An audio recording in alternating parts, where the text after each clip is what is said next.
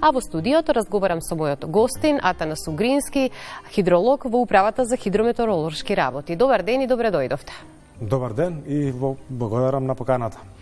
Токму денеска на Меѓународниот ден на реките ќе зборуваме за реките, би рекла, како наш природен идентитет. И моето прво прашање ќе биде каква е генералната состојба на реките во Македонија во моментов? Така, во минатите неколку месеци имаше доста големи и обилни количини на врнежи, така што имаме добра, можеме да кажеме дека имаме добра хидролошка состојба во моментот. Иако во изминатите 2-3 недели превладува повторно едно сушно време, без врнежи од дожд, сепак и понатаму продолжува добрата хидролошка состојба, има доволно количина на води во реките, подземните води се уште на високо ниво, пештачките акумулации се наполнети и она што е можеби најзначено, овие врнежи допринесоа за подобрување на состојбата со природните езера во земјата. Тука пред се мислам на Преспанското езеро, чишто водостои се зголеми за 90 сантиметри во последниве неколку месеци.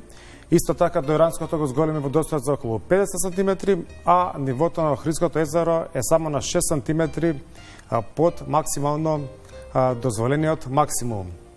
Така што има се уште и снег на највисоките планини и доколку во наредните пролетни месеци продолжи врнежлив период, очекува многу подобрена хидролошка состојба во летните месеци кога водата ќе биде најпотребна. Дали Македонија може да се смета за земја богата со водни ресурси и реки? Барем ние како македонци имаме на такво мислење имаме такво чувство, значи со какви водни ресурси располага земјава и дали можеме да кажеме дека сме земја богата со реки? Македонија располага со водни ресурси и со природен воден потенцијал, кој што е застапен преку површинските води, преку реките и изворите, но исто така има и значителни резерви на подземна вода, исто така, како што знаеме, има и 3 природни езера и повеќе глацијални езера низ земјата. Што се однесува до самите реки, најголемата река нели е Вардар, која има повеќе годишен просечен протек од 140 метри кубни во секунда и далеко одскокнува од сите останати реки низ земја, кои што имаат далеку помали количини на вода од неа. Вардар е единствената река со над 50 метри кубни во секунда во нашата држава. Од 10 до 50 метри кубни во секунда има само неколку реки, како Радика, Црн Дрим, Црна, Треска, Брегалница и Пчиња, додека најголемиот број на реките имаат протек кој што се движи во границите од 1 до 10 метри кубни во секунда. А исто така имаме и огромен број на реки кои што имаат и под 1 метар кубен во секунда. Така што овие бројки не се некои кузне какви огромни количини на вода. Еве за споредба во регионот имаме далеку поголеми реки како Дунав, Тиса, Драва, Сава и останатите кои што имаат стотици, па илјадници метри кубни вода во секунда, но исто така имаме и земји во светот кои што пак ги немаме, ниту нашите количини на вода ги немаат. Она што сметам дека наша... споменавте некои од реките кои што ги имаме во земјава, но јас сакам да ве прашам кои се најзначајни реки во Македонија во смисол која е нивната улога во природниот и еколошкиот систем на државата?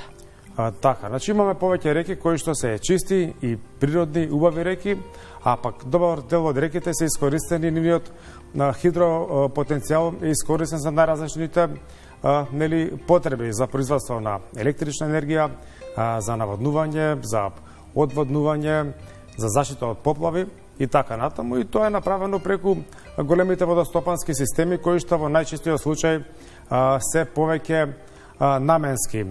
Така што добар дел од хидропотенцијалот можам да кажам дека е искористен. Тука ќе ги споменам Шпиле и Глобочица, кои што се хидросистеми на реката Радика и Црн Дрим. Потоа би ги споменал трите каскадни брани и акумулации на реката Треска, Козјак, Света Петка и Матка, потоа Тиквешкото езеро на река Црна, Мавровскиот систем, од чишто дел е хидроелектраната Вруто, која што е најголемата наша според производство на електрична енергија, така што добар дел од потенцијалот е искористен, меѓутоа се уште има и останат кои што не е доволно искористен. Еве проектот Чебрени галиште на река Црна, проектот Вардарска долина кој предвидува 12 брани на потечението на реката Вардар и така натаму, но она што сакам тука да го додадам е дека освен искористувањето на ваквиот хидропотенцијал на реките, треба да се води сметка и за еколошките принципи и за заштитата на животната Токму тоа ми беше средина. следното прашање, бидејќи кога веќе говорите колку се користат капацитетите на реките во земјава за водоснабдување, наводнување и производство на електрична енергија и искористениот хидропотенцијал, дали пак тоа ги загрозува како потенцијал и има ли опасност од пресушување на некои од реките? Имаше и реакции во претходното линковско јавување. Секако дека ваквите големи водостопански системи, и не само големите, и помалите, имаат влијание врз реките, така што секогаш треба да се води грижа и за еколошките принципи и тука би го напоменал секаде каде што има зафати, дали поголеми или помали на реките, треба да се води сметка за еколошкиот, за оставање на еколошкиот протек во реката. Еколошкиот протек е на минимална количина на вода, која што има доволна за нормален раст и развој и екзистенција на живиот свет во водата. Според нашиот закон за вода има една пресметка според кој што таа се пресметува, а меѓутоа новите практики Но колку се почитува таа пресметка? Укажува дека треба и нова методологија да се воведе за пресметување на ваквиот еколошки протек. Тоа е исто интересно прашање, колку се почитува ваквата одредба и колку се запазува тој еколошки протек во реките. Тука би сакал да ги споменам дел од малите хидроелектрични централи, кај кои што некои поголеми делници се навистина уништени, се комплетно девастирани и не само некои делници, на некои дел од реките и цели потези од реката, цел речен тек е загрозен, не само речниот тек, туку неговата околина. Така што сметам дека треба многу поголем... Ете, тука е она кога говориме за одговорноста при искористување на речниот потенцијал и на институциите и на граѓаните. Да, значи мора да се почитуваат законските регулативи и тука мора да напоменам дека е нужна потребата од уфрлување на мониторинг на сите овие води, мониторинг пред зафаќањето на водите, мониторинг после зафаќањето на водите, како и на самото испуштање на водите, како точно би се увидел кој е тој еколошки протек, би се мониторирал и би се знаело дека се испушта доволна количина на водите, како би се запазиле и екосистемите кои што се во границите на самите речни сливови. Така. Овде мораме да ги споменеме и климатските промени кои што со годините си го земаат својот данок и секако ја чувствуваме промената која што директно влијае и врз природата и врз животот. Колку климатските промени влијаат врз полноводноста на реките? Протокот на реките? Климатските промени секако дека влијаат врз протекот во реките. Имаме се почести варијации во протечните количини. Еве, последниве неколку години беа навистина сушни, што се одрази врз природните езера низ земјата, се одрази и врз делот изворите. Еве, изворот Брашчи имаше некои проблеми во изминатото лето да го обслужи целиот град Скопје со вода, кој што е половината од територијата и населението на Република Македонија. Така што климатските промени се евидентни. Еве, можам да кажам дека и во текот на тие неколку сушни години сепак имаше порани интензивни врнежи од дожд кои што предизвика пак порани излевања на реките. Така што и во сушни периоди може да се случат вакви порани поплави кои што се навистина специфични, еден карактеристичен вид на поплави и мислам дека ваквата тенденција треба да ја чекуваме и во иднина. Да имаме и сушни периоди подолго трени, меѓутоа и во измеѓу нив да имаме и вакви порани врнежи и порани поплави предизвикувани на реките. Ги споменавте и сушните периоди и поплавите, значи имаме периоди во годината кога навистина ни недостасува дожд и ни недостасува вода во реките, па можеме ли да кажеме кои региони во земјава се најранливи кога станува збор за намалување на водостојот на реките? Па вака, западните делови од земјата се побогати со вода, далеку побогати со вода во однос на источните, каде што пак имаме термални извори на вода кои што може да се користат за затоплување, за производство на електрична енергија, за индустријата и така натаму. Во западните делови исто така имаме големи водостопански системи кои што се значени за нашите потреби, за производство на електрична енергија, за наводнување, за водоснабдување и така натаму, така што намалените количини на вода во овие западни делови може да предизвикаат застој во работата на овие големи водостопански системи. Но од друга страна пак во источните делови имаме големи земјоделски површини кои што бараат соодветно наводнување, така што намалени количини на вода би влијаеле како и во западните делови, така и во источни делови на земјата. Меѓутоа според мене мислам дека реките од западните делови имаат поголема, да кажам, кондиција да издржат подолготрajни сушни периоди, таму се поголемите планини, поголемите врнежи од дожд, снегот обстојува до пролетните и летните месеци, а за разлика од источните каде што ги немаме тие количини на врнежи, го немаме тој снег на планините и можам да кажам дека се поранливи во однос на сушите. Така, како резултат на климатските промени, секако се забележува и тренд на се почести сушни периоди во однос на минатото. Меѓутоа, ајде малку да проговориме и за ризиците од излевањето на реките. Кои реки и сливни подрачја се најризични кога станува збор за поплави? Така, значи, како што кажавме, западниот дел е побогат со вода, таму има повеќе вода.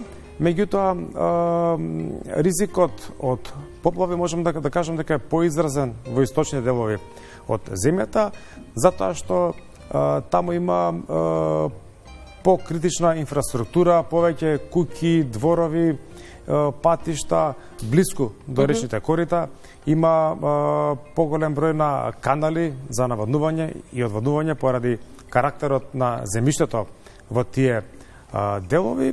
Така што сметам дека последниот пример со реката Треска во западниот дел, значи имавме излевање на реката од речното корито која што траеше цела недела, меѓутоа таму беа поплавени претежно површини под треви и слаби земјоделски површини, немаше куќи, дворови, немаше засегнато население, така што ризикот и покрај излевањето на реката не беше толку голем. А за разлика од тоа во источниот дел на земјата, река Струмица и при помали количини на вода доведоа до поголеми штети на обработливите земјоделски површини во Струмичкиот регион. Така што можам повторно да кажам дека источниот дел е поранлив и поризичен во смисол на појава на поплави. И сега кога говориме за грижа за реките, мораме да истакнеме дека загадувањето и човечкиот фактор влијаат врз состојбата на реките.